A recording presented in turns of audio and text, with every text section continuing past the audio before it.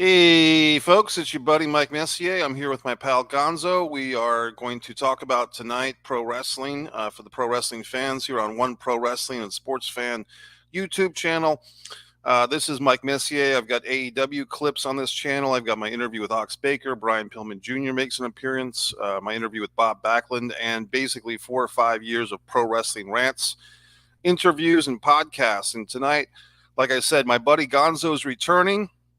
We're going to talk about whatever's going on in professional wrestling, but the timely topic today, creative-wise, was the Elimination Chamber. Gonzo, how are you doing today, buddy? I'm doing great, man. I'm doing great. I actually have the Elimination Chamber playing in the background right now. But I saw the highlights. I watched some of it, and it was pretty good. Pretty good.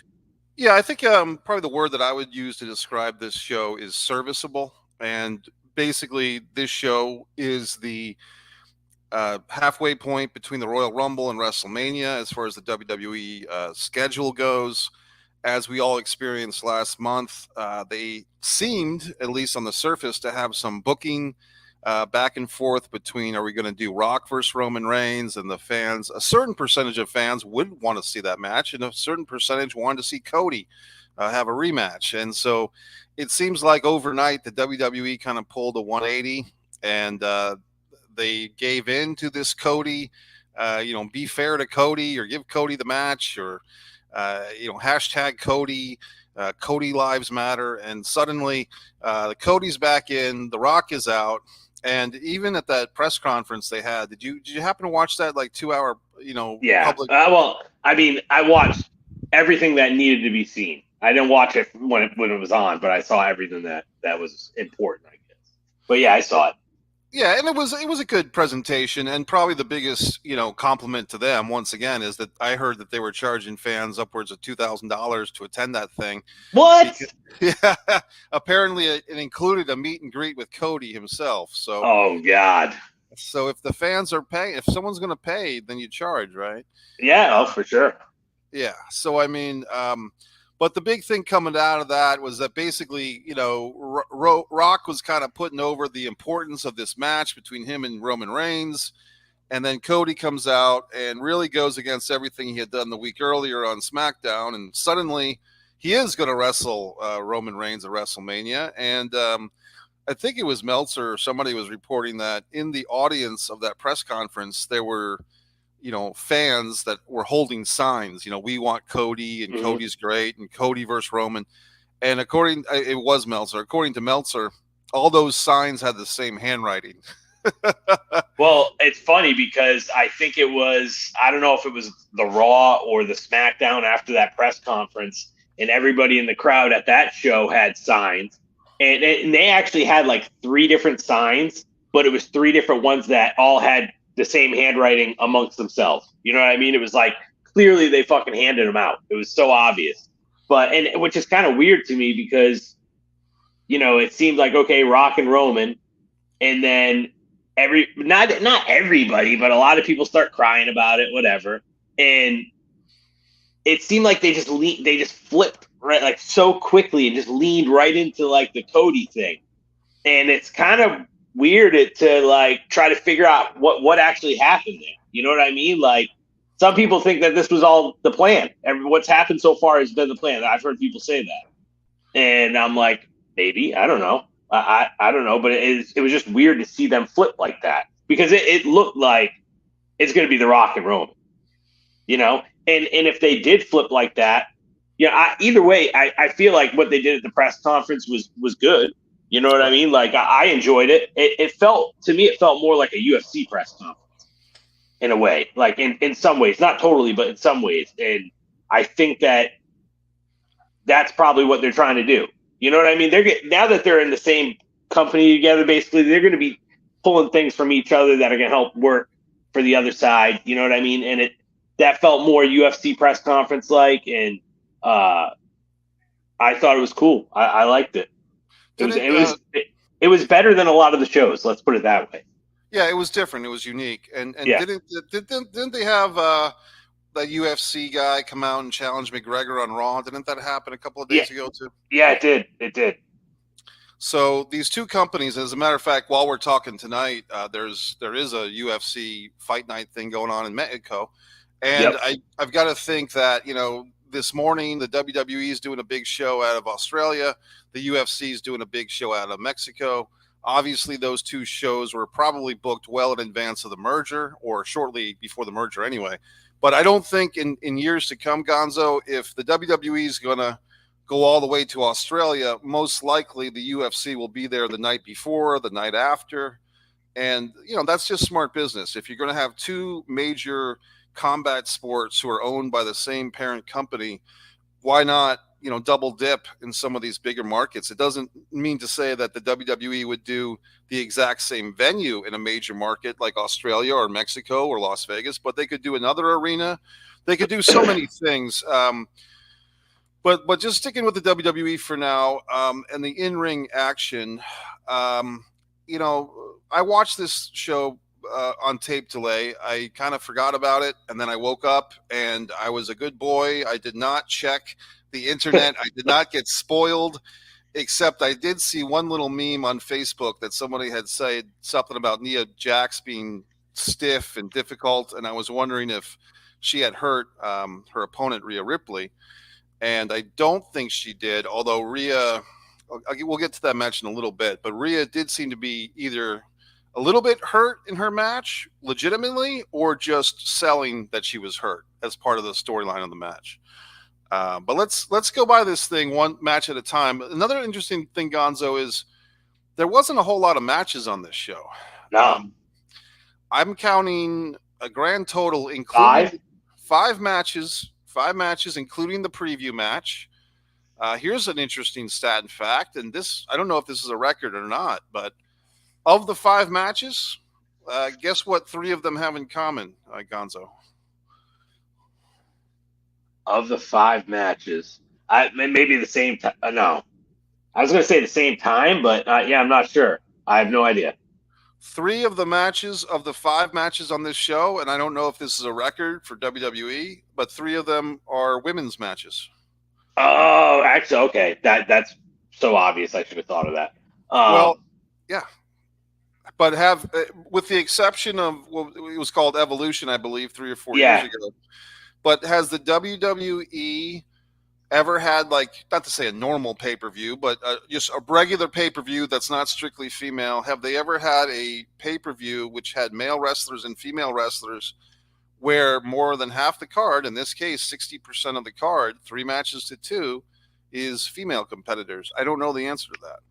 I don't know the answer either, but if thinking about it, I think that it probably is a record. I can't remember any card where there was more female matches to male if it was both genders on the show. Right. But who knows? I mean, I don't know for sure, but yeah. But I mean, I have a pretty good memory for this stuff, and nothing is coming to mind. I know we've had shows where there's been 3 or 4 women's matches, and on a SummerSlam or a WrestleMania, something like that. But in any event, the first match of the show, which I did watch, Candice LeRae and Indy Hartwell, and I believe Indy is Australian. And I've seen her at the house shows for NXT. I think she's cute and attractive, and I think she's got a good gimmick. She's a good wrestler. I guess she kind of has been brought up to the main roster now, but it kind of seems like without a whole lot of fanfare, unless I've been missing something. I'm talking about Indy Hartwell. She had that storyline with, was it Dexter Lumis, where they were a couple? And yeah, I remember that.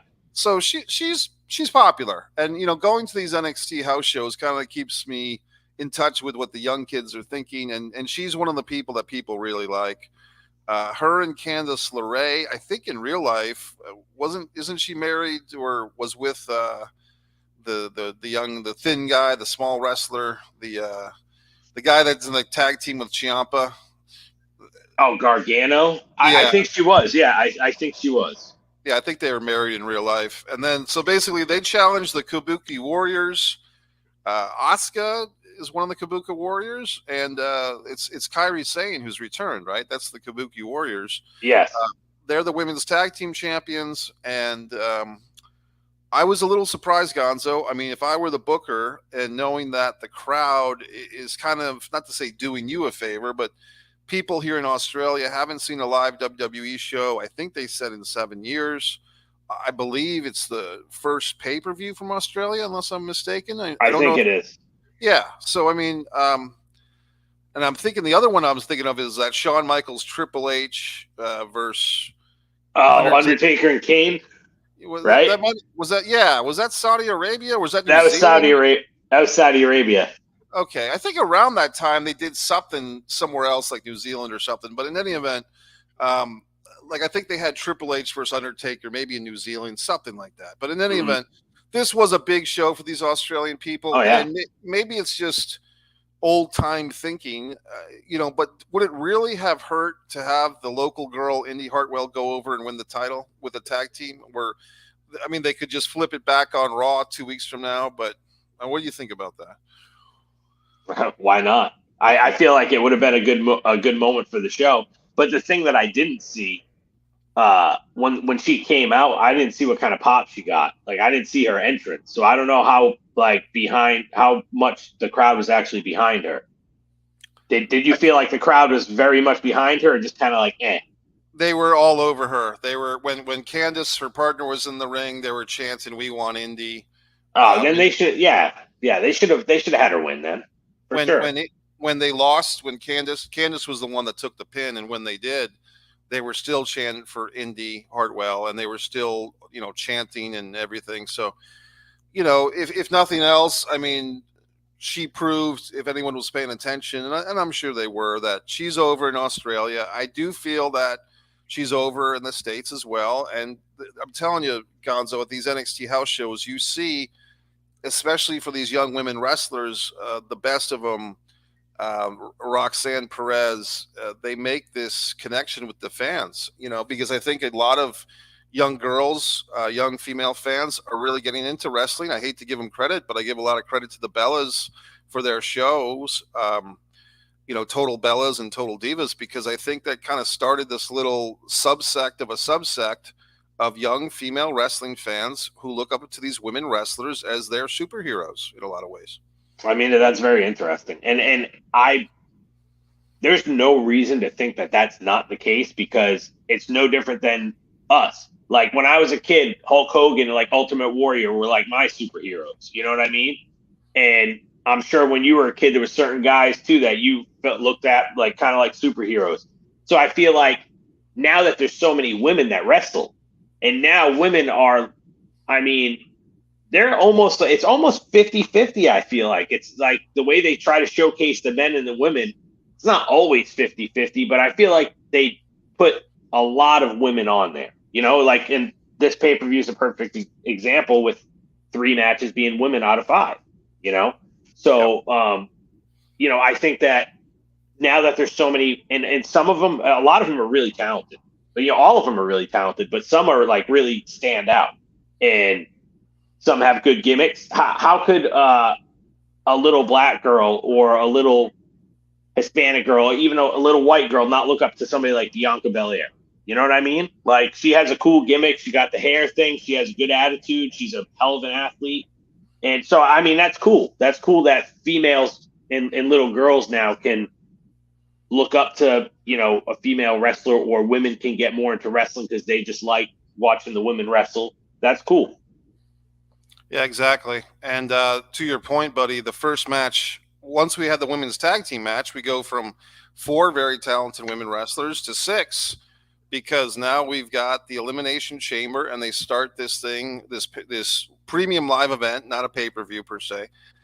We've got, I'm trying to remember the exact order of the ladies that were in this thing, but basically we've got Bianca Belair, we've got Becky Lynch, we've got Liv Morgan, Tiffany Stratton, who's a recent call-up from NXT, Naomi, who's back from sabbatical, so to speak, and Raquel Rodriguez, who's back from injury.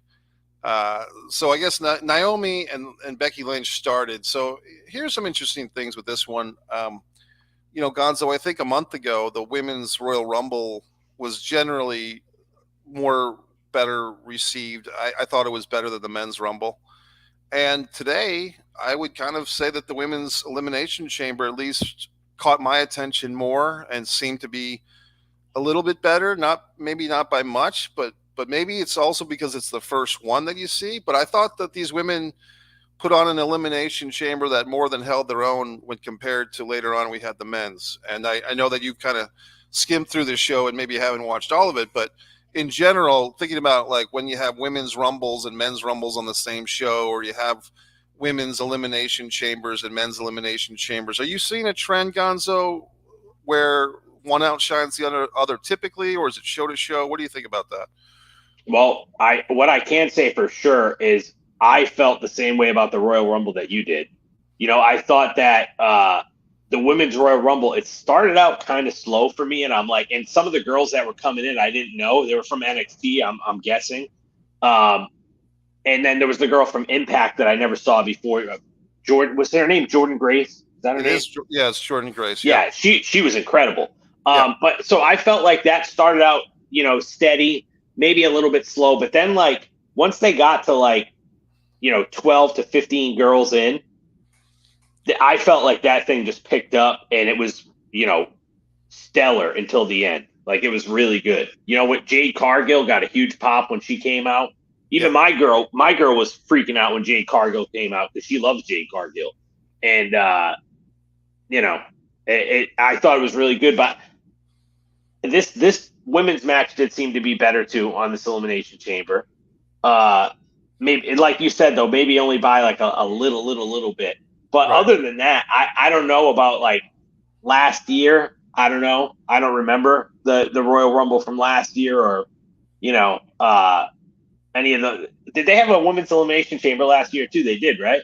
I think so. I can't. I mean, I think I remember that the Royal Rumble of 2023, the first match on the Premium Live event was Cody winning the men's Rumble. They put the men's Rumble first, which I think was a departure. Mm-hmm. And then 2 hours later they had the women's Rumble, and I believe Rhea Ripley won that by last eliminating Liv Morgan, and that kind of put Rhea on her trip to WrestleMania to face Charlotte. And I'll say this, Gonzo, and this is not an insult to either the men or the women. I think I would like to see, if I was the booker, I'd like to see them separate 2 Rumbles and 2 Elimination Chambers. And if there's a War Games and you have to have a men's War Games and a women's War Games, I'd like to see either one of 2 things, buddy. I'd like to see those matches separated on different nights or different cards, have one on SmackDown on Raw and then one on the pay-per-view, or break up the pay-per-view or something, or switch years. Because I think when you have 2 Royal Rumbles on the same show, even though they're different participants, I think what happens is instead of just enjoying them both, the natural reaction from me, you, and everybody else is to compare them head to head. So rather than just saying, oh man, that Rumble was awesome, that thing where the guy clotheslined the other guy, or that lady lasted 47 minutes and she didn't win, but she was really awesome. Instead of having that type of reaction, our natural thing is, instead of just enjoying the pizza, we compare the pizza to the other pizza. But if you only had one pizza, it would be the best pizza you had all day, right? But if you had if you had 2 pizzas, now you're comparing them. And I just think human nature is like that. And with WrestleMania, you have kind of that built-in solution because you have 2 nights.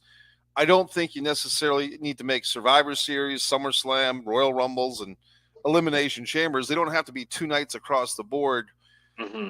Here's my other thing. Oh, go ahead, Gonzo. I was going to say one thing that I feel like I wonder if it's going towards that, where they're going to start trying to make like at least the big 4, SummerSlam, Survivor Series, Royal Rumble, and WrestleMania 2 nights each.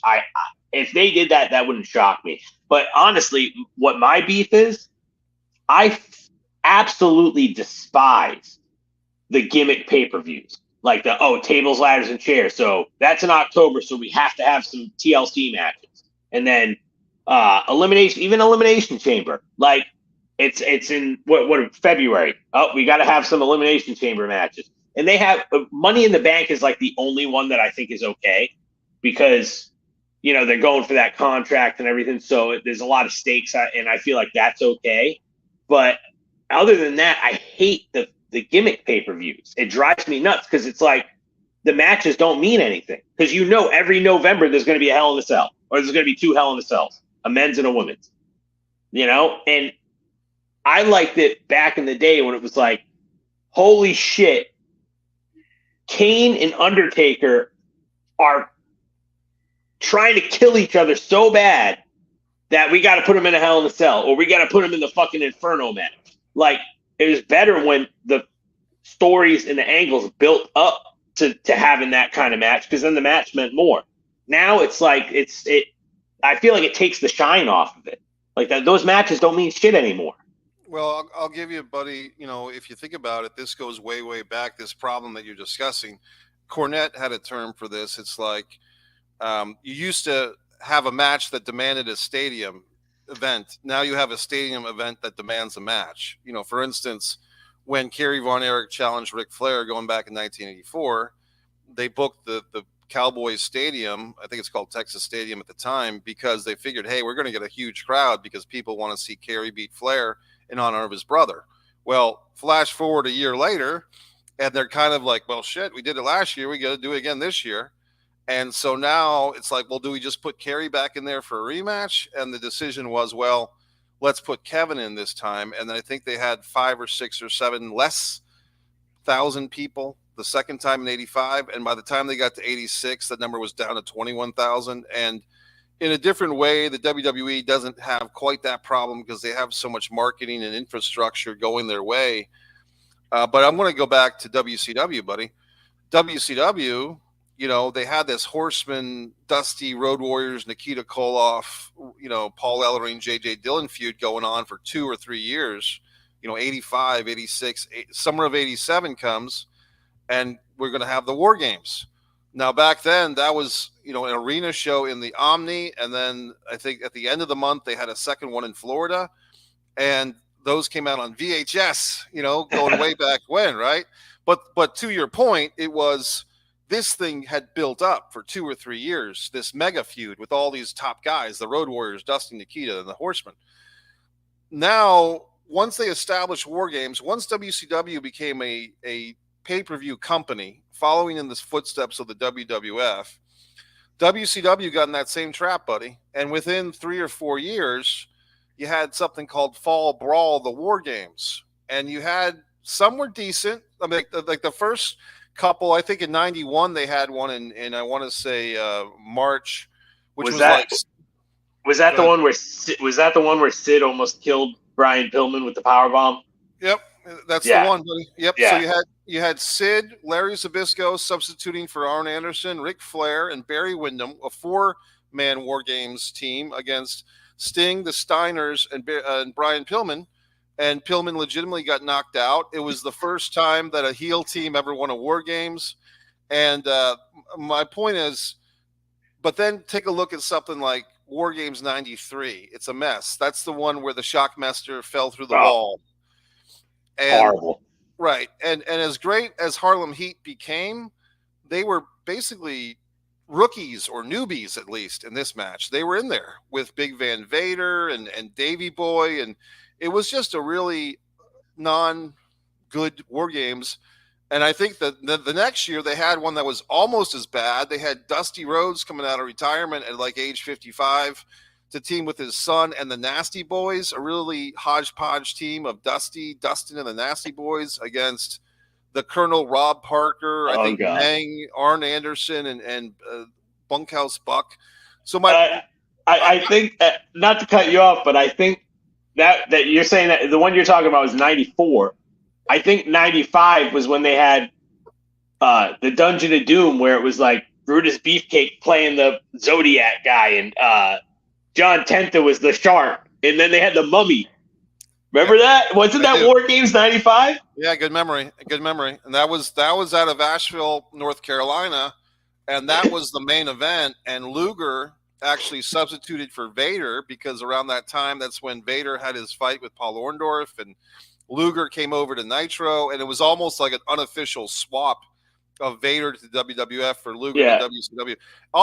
The coolest thing about that match was Luger and all those guys wearing the camouflage face paint was kind of cool. I remember that. Yeah, that was pretty cool, actually. That was cool back then. The other good thing about that show, and I have been to that Asheville arena in North Carolina. It's a really nice, intimate little venue. Arn Anderson and Ric Flair had a match on that show, and Brian Pillman fought Johnny B. Bad on that show, which was a really great match for both of those guys. I don't remember those. Yeah, those I don't remember. Yeah, so for fans looking to watch some old school stuff, go to Fall Brawl 95 and look for those matches.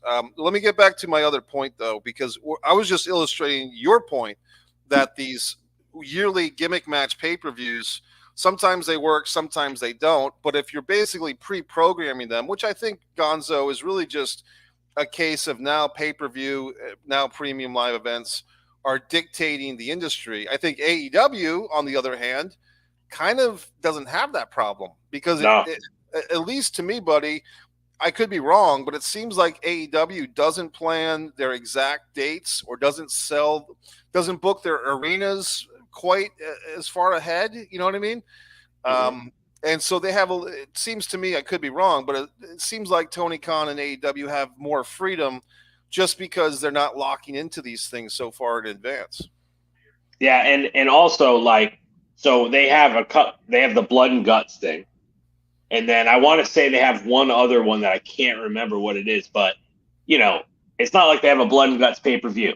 Eventually they'll just be like, oh, on June 21st, Dynamite's going to be blood and guts. You know what I mean? So it's like, that's okay. I mean, AEW is a whole different thing. I'm not, I don't want to go down that rabbit hole, but at least you're right. They don't have the same issue that WWE has with the yearly gimmick pay-per-views every month, every year.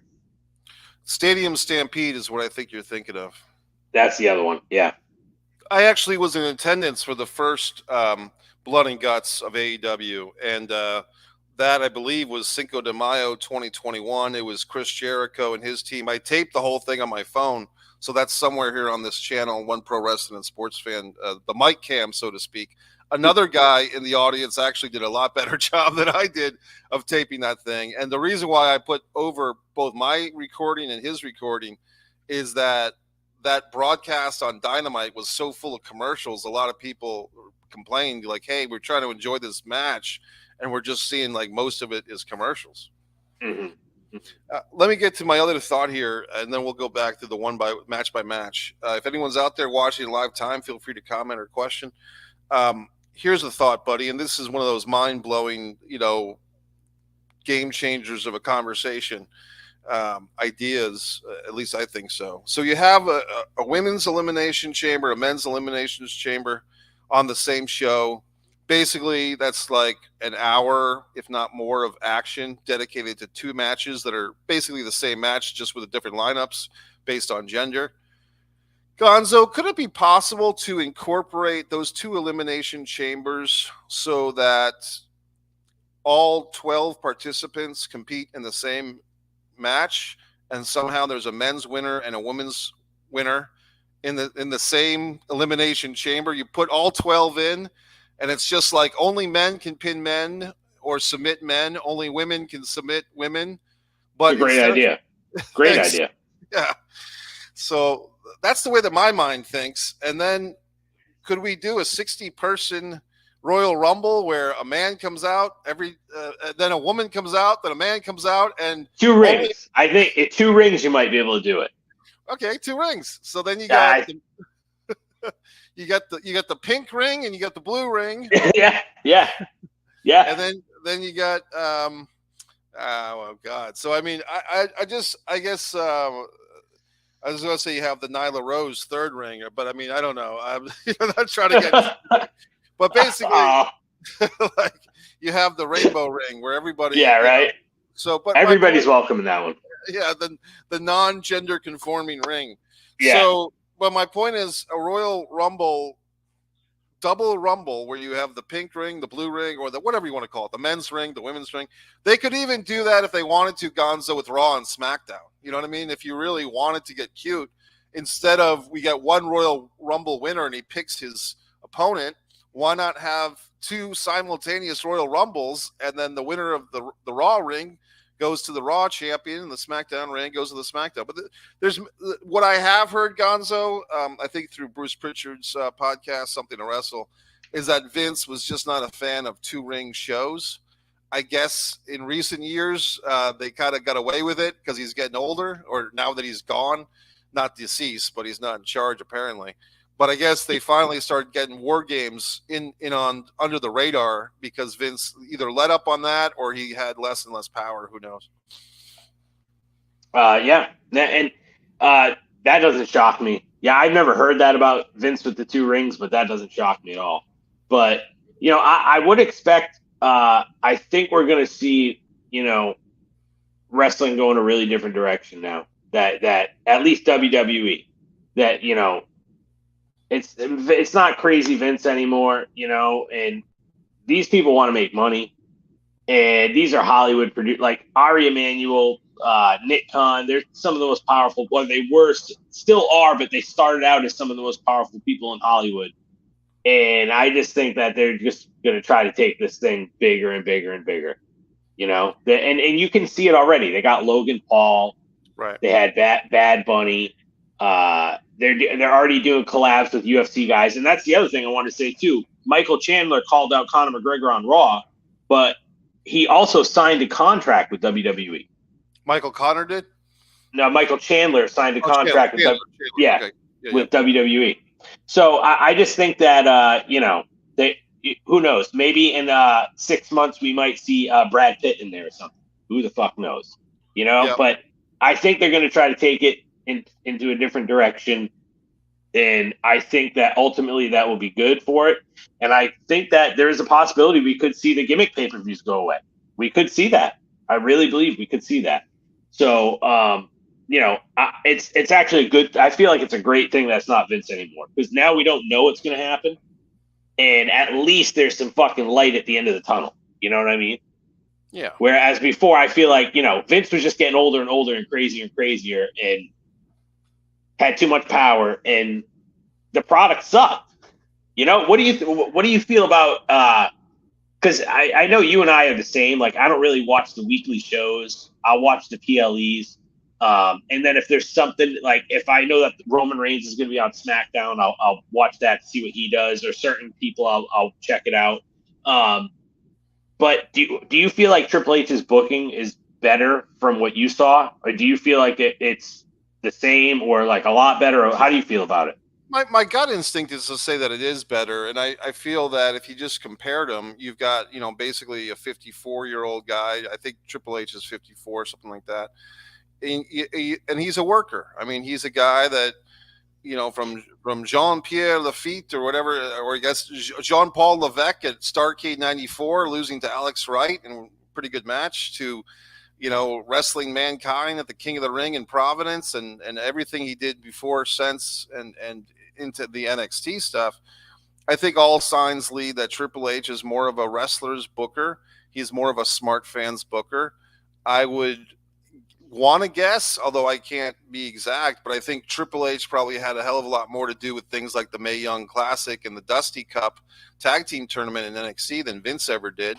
From what I understand, in the golden years of NXT, which I kind of missed out on, like the 2014 to 2018 NXT, Triple H was very involved, and Vince was not. And I think a lot of fans at that time were always telling me, Gonzo, Mike, you got to watch NXT. Why are you watching the main roster when you should be watching NXT? And I was very resistant to that, because my style of old school thinking is, if these younger people, these younger wrestlers are on NXT, and the idea is for them to get called up to the main roster, it seemed so problematic and nonsensical for me that the main roster shows were so abhorrent compared to the NXT. But apparently that's how a lot of people thought of it, and they cite things like Bayley versus Sasha Banks for 30 minutes, and William Regal, and Sami Zayn, Kevin Owens, that's another one.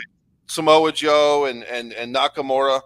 And I do want to give credit to Ciampa and Gargano, and Ciampa in particular, I was kind of friendly with back in Top Rope Promotions, because he was there in Fall River. I was doing commentary. Ciampa was our champion. We had a lot of guys come up. Mike Bennett, who became Mike Kanellis, Pinellas, yeah, yeah. and a lot of guys. Let me get back to my other thought here before I lose it. We'll go back to the match by match. Actually, that was my other thought. My other thought was, can we incorporate the men's rumbles into the women's rumble so we have the intergender, but still two winners? I want to be clear that there has to be some type of stipulation so that it's not just men chucking the women over the top rope or beating them up. That the matches are going on simultaneously, but they're still separate but equal, so to speak. Hey, that would be interesting to see. I know Yep. that for sure. I know that for sure. Yep. And then let's get back to the match by match thing.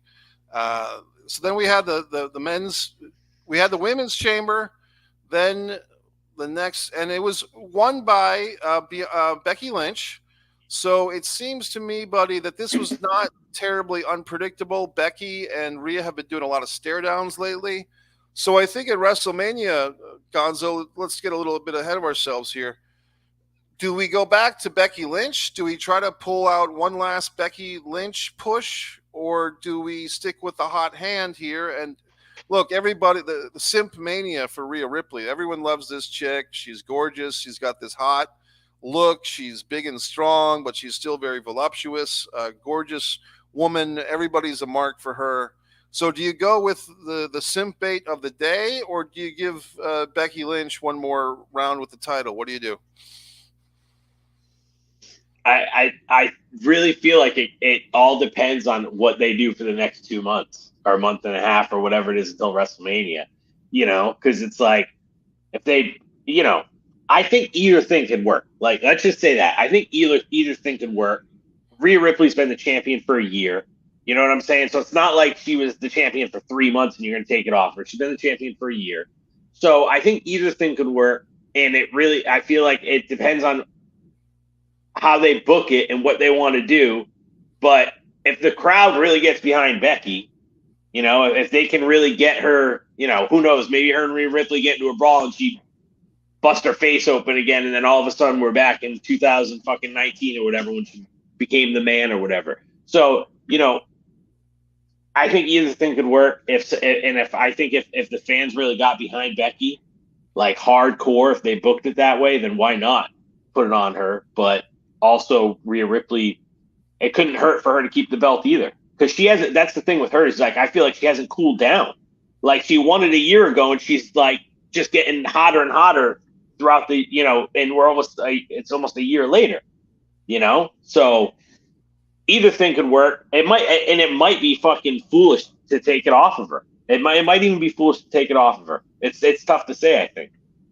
I think there's also a case to be made that they could have Rhea lose to Becky and not necessarily take away all of Rhea Ripley's heat. It's just a matter of telling a good story and making it so that we want to see these two women back at it on the next show and then the next show, and maybe there's some obstacles or Becky goes into real prima donna mode, and so they push it back to SummerSlam or whatever. But I do feel like it doesn't necessarily kill a character to have them lose a title or lose a match. It's really the way it's done, Yeah, for sure. And that's the thing.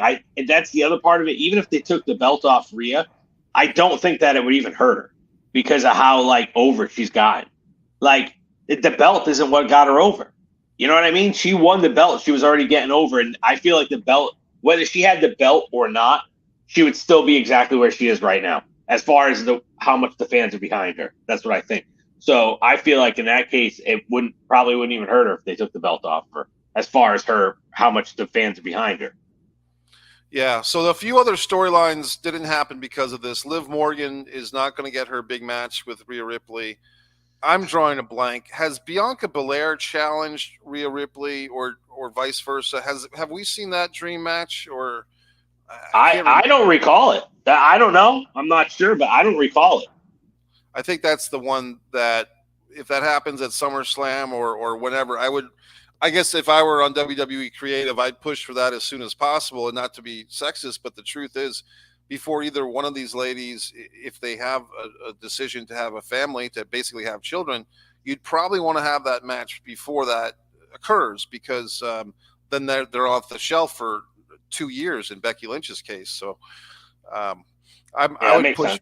Yeah, I'd push for that sooner than later. And then the next match, buddy, this is what Angry Mike is going to come out, old school angry wrestling fan.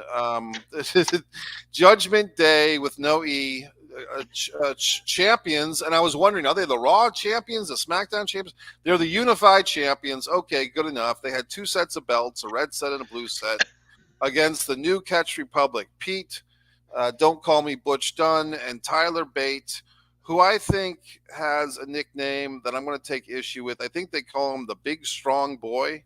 Yeah, And something like that. I mean, here's my thing, man. And I've seen this guy in person in NXT shows. Nothing wrong with Taylor Bate or Tyler Bate. He's fine. But is that a reflection of his generation that Tyler Bate is look, I'll say he's strong. I'll say he's a boy. I won't say that he's big. You know, in this generation of millennial fucks, I mean, maybe he's big or post generation. I don't know. But he's not big. I mean, that's like saying the Young Bucks are physically intimidating. I mean, like he's not big. No, he's not big. And I don't know if they're making fun of him or being. Or I don't know because it's hard to say. But the Damian, he wasn't the problem for me in this match. The problem was Damian Priest. I think is a lousy worker. I think he's got a kind of a cool look. But he reminds me, he's the WWE's answer to Luchasaurus. He's just not good at wrestling. And there's a moment in this thing that I actually videotape with my phone, and I can send you the link later, Gonzo. But basically, somebody's like, I think it's somebody's ducking. It might have been Tyler, and Damian runs into the turn post, and he does one of those gimmicks where you're supposed to jump, like you're supposed to act like your head hit the turn post. But bro, he totally misses the fucking turn post. Bro, you told me, you know, before we came on, you said fucking Damian Priest, and what would you say? I have no regard for that guy. Yeah. And I'm thinking to myself, I'm like, I like Damian Priest is one of the guys that I've liked, you know, and I'm like, I wonder what he doesn't like about him or didn't like about the match. So when I put it on, I saw that fucking part that you're describing. And I was like, oh, that might be one of the things right there, because that was weak. That his head was this far away from the fucking turnbuckle. It was weak. Yeah, and compare that to Kurt Hennig, you know, 1990 Royal Rumble. I just watched this match a month ago. So Hogan, like, you know, does the old jet thing, and Hennig sells that so fucking well. He was a master at that. Hennig was a master at that. Yeah. That to him was Bret Hart getting thrown into the turnbuckles, right, in the corner. Yeah, exactly. Yeah.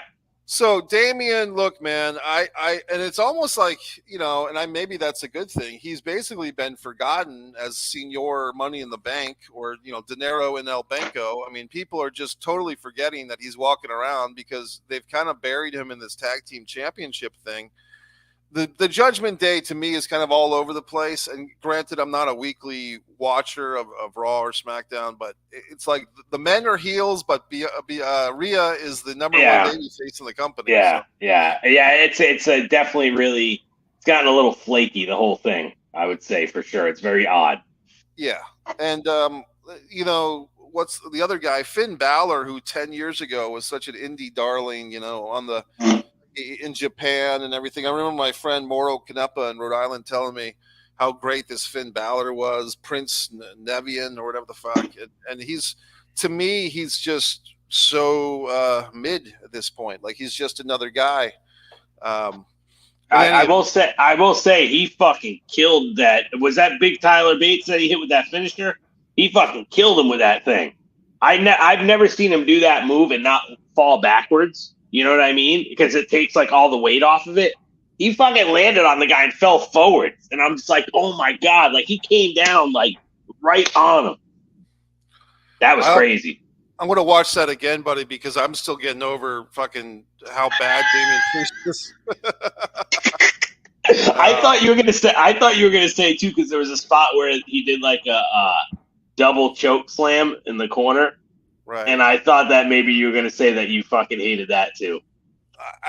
There was some other stuff in this match. I just feel, to me, I do like the fact that he gives tribute to the Razor's Edge and Razor Ramon. but I just feel like, and I didn't like the fact that Damian Priest lost to the Bad Bunny or the Big Bunny or Bugs Bunny. I feel like this guy, Damian Priest, is like a big guy who watches wrestling and says, I can do that. And the next thing you know, he's a wrestler, but he doesn't have a particular tendency to do it well. And I feel like he'd be really good as a bouncer in a Miami nightclub or like in real life. Like there is a spot for a guy with that look in this world. And I think in wrestling, kind of like a big boss man to the Midnight Express, let him be the heater who comes in and does one or two moves. Maybe you put him in there for a battle royal or something. I just don't. I think he's also a weird size because Damian's not a giant, but he's definitely not a regular size guy either. He's kind of like Razor Ramon, like 6'6", 6'7". He's bigger than Triple H. So he's not a giant enough to wrestle like a giant, right? And he's not small enough to really be smooth as silk as a regular size guy either. So he's kind of caught between, XL and double XL. Like he's a size and a half or something. What would you say about Gunther or whatever? I kind of feel like he's in that. I'm not saying they work the same.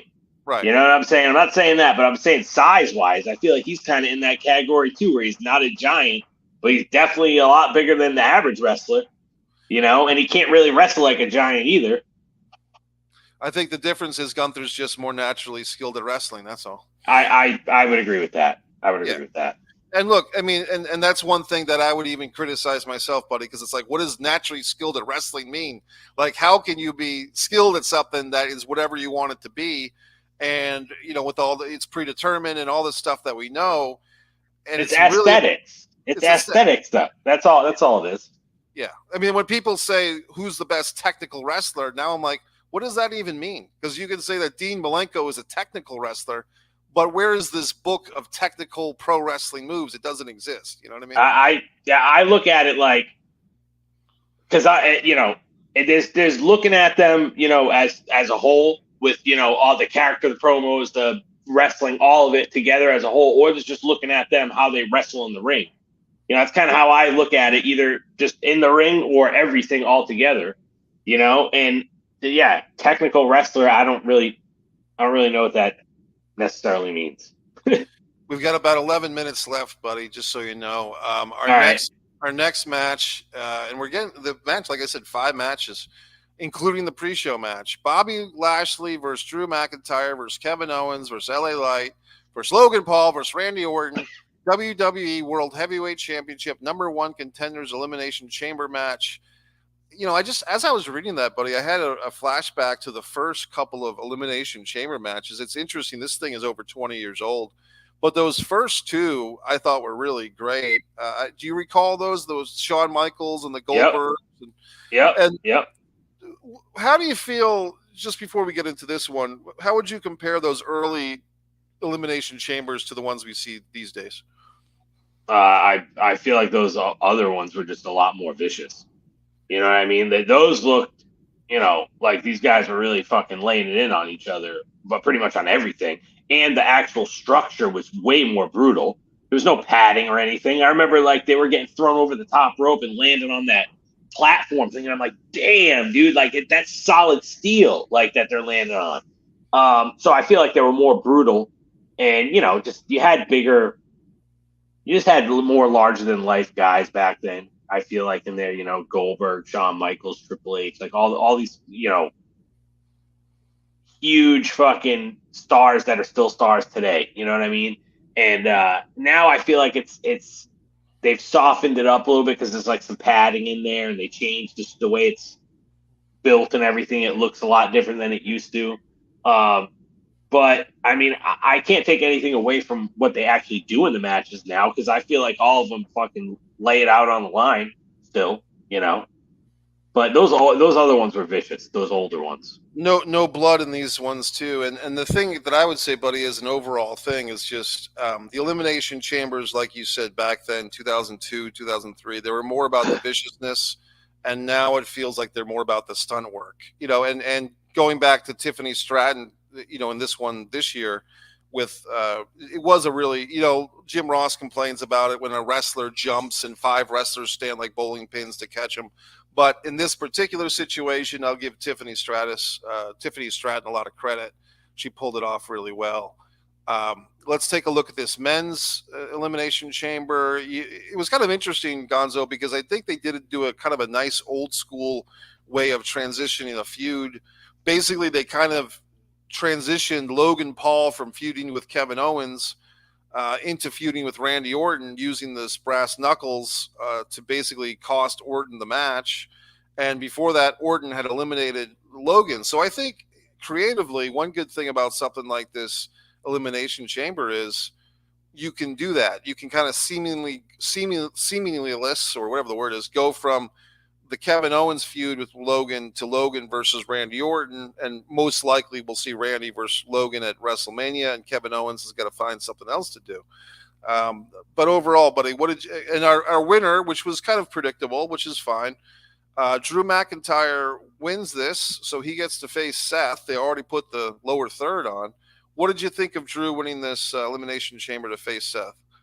I think, I mean, honestly, like, I feel like, they put a lot of they put all really good people in this particular match, I feel like. And I think that Drew McIntyre needs to win a title. You know what I mean? Like, I know he won the title during the COVID era, but he needs to win a title when it's normal, when there's a crowd and everything like it is now. And, I think that he's one of the best people that they have. I really enjoy his heel promos, and his matches are good. I like him. I think he's awesome. And he looks realistic. Like, I wouldn't fuck with that guy. You're not going to fuck with that guy, So I was cool with that. I don't know how I feel about AJ Styles screwing over LA Knight. I'm not sure how that makes sense.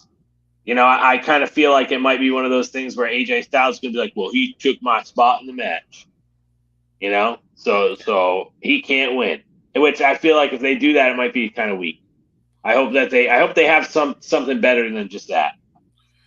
Yeah, it did feel like just another convoluted way to get to a WrestleMania match that has some importance, but not a whole lot. Like, basically, we got this guy, LA Knight, that's hot, but, stand in line behind Cody and Sami Zayn and everybody else, LA Knight. And in the meantime, we got to have you do something.